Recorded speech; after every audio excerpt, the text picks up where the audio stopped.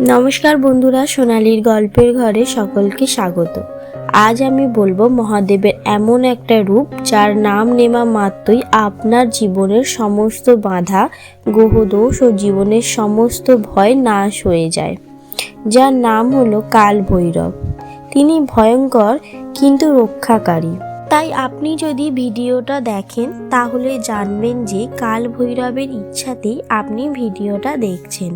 তাই ভিডিওটা এড়িয়ে না গিয়ে সম্পূর্ণ দেখুন।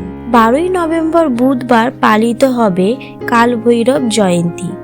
এই দিনে ভগবান শিবের রুদ্র অবতার কাল ভৈরব আবির্ভূত হয়েছিলেন।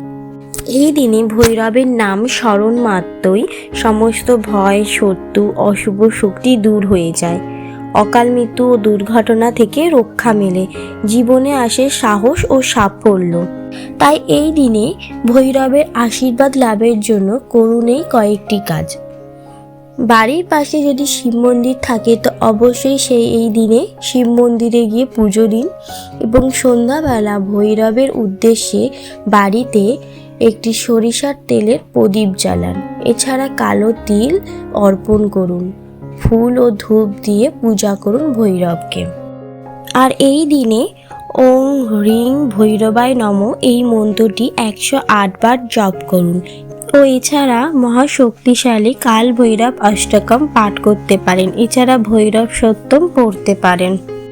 তো এই দিনে অবশ্যই একটি কালো কুকুরকে রুটি খাওয়ান ভৈরব দেবতার ভক্তিরূপে আশীর্বাদ পাওয়ার জন্য।